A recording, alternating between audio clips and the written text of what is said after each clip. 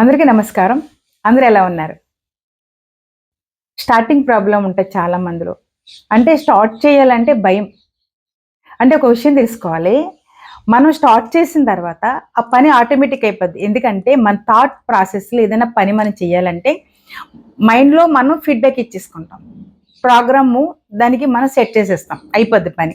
చాలా మందికి స్టార్టింగ్ ప్రాబ్లమే వస్తది. స్టార్ట్ చేయలేరు తొందరగా భయం. అవ్వదేమో అని భయం. ఇక్కడ ఒక పోయెమ్ ఉంటది. సబ్జెక్ట్ ఇంగ్లీష్‌లో పోయెమ్ ఉంటది. ఒక బాబు రోడ్ క్రాస్ చేస్తాడు. క్రాస్ చేయడానికి వెళ్ళేసరికి రోడ్డు చాలా రష్‌గా ఉంటది. ట్రాఫిక్ చాలా ఎక్కువుంటది. క్రాస్ చేయలేడు. వాళ్ళదొక డాబా అనమాట. డాబా ఎక్కి చూస్తే రోడ్డుకి అటు ఇటు చూస్తే చాలా ట్రాఫిక్ వస్తుంది. హౌ కెన్ ఐ స్టార్ట్ అనేసి టెన్షన్ పడుతూ అలా ఉంటాడు.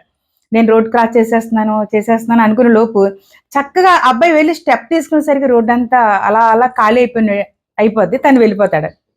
అలాగే మన జీవితంలో కూడా ఏదైనా స్టార్ట్ అనుకున్నప్పుడు ఈ ఇబ్బందులొస్తాయేమో, ఏదైనా ప్రాబ్లమ్స్ ఎదుర్కోవాలేమో, ఈ పని అవ్వదేమో అనుకుంటా ఉంటాం.